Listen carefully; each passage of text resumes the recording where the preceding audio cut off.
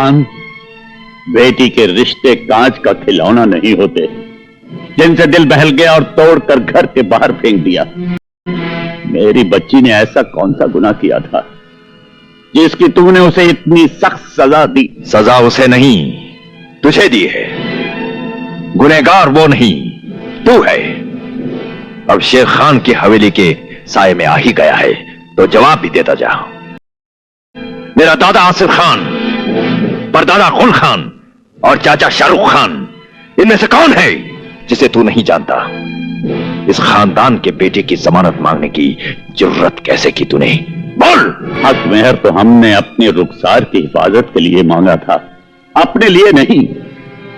समझी साईं, ठंडे दिमाग से अपने दिल पर हाथ रखकर सोच, क्या कोई बाप अपनी औलाद के लिए बुरा सोच सकता है? तेरी सोच में छुपी हुई खोट मैं उसी दिन समझ गया था फतेह खान। तूने सोचा कि 50 लाख रुपए और 100 एकड़ जमीन के नीचे दबकर शेर खान दफन हो जाएगा, खामोश हो जाएगा, बारात लेकर वापस लौट जाएगा।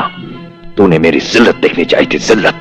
इसीलिए हक मेहर का ढोंग रचाया था तूने। बाप होने के नाते अपनी बेटी के लिए हक मेहर मांगने का हमें हक था। तेरा जो हक था हमने अदा कर दिया।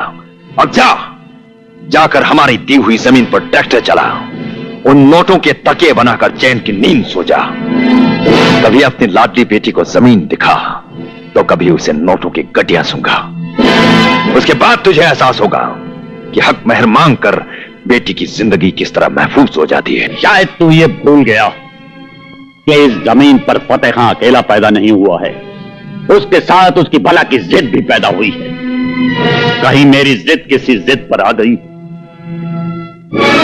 तो अपनी बेटी के रास्ते में पड़े हुए बेशुमार कांटों को तो मैं अपने दामन में समेट लूंगा, लेकिन तेरे रास्ते दहकते हुए अंगारों से भर दूंगा। इतनी बुलंद आवाज में ना बोल फतेह खान, इतनी बुलंद आवाज में ना बोल। आवाज तो तेरी एक दिन मैं नीची करूंगा।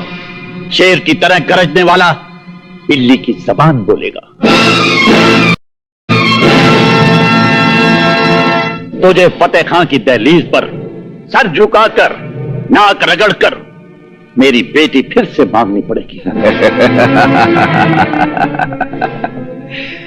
तेरी बेटी को हमने मांग भी लिया, निकाह भी किया, अपना भी लिया और छोड़ भी दिया।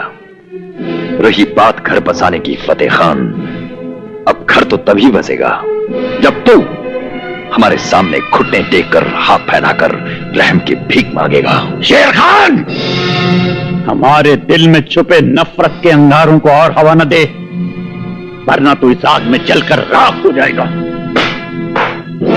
सीने में दुश्मनी के अंगारे लेकर जीने वाले को आग से डराने की कोशिश न कर फतेह खान, वो दिन कभी नहीं आएगा। अगर वो दिन नहीं आएगा शेर खान, तो तेरे घर की दीवारें धूप को तरस जाएंगी।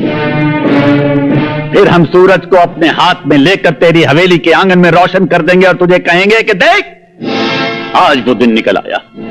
फिर तुझे नाक रगड़ने के लिए हमारे सामने झुकना पड़ेगा। एक पहाड़ का नाम है शेर खान, और पहाड़ ना किसी के सामने चलकर जाते हैं, ना किसी के सामने झुकते हैं। अगर ऐसा हुआ तो हम उस पहाड़ को जड़ से उखाड़ कर फेंक देंगे, जड़ से उखाड़ कर फेंक देंगे। फतेह खान, इस पहाड़ की जड़ की तलाश करते करते तेरी नस्लों की नस्लें खत्म हो जाएंगी।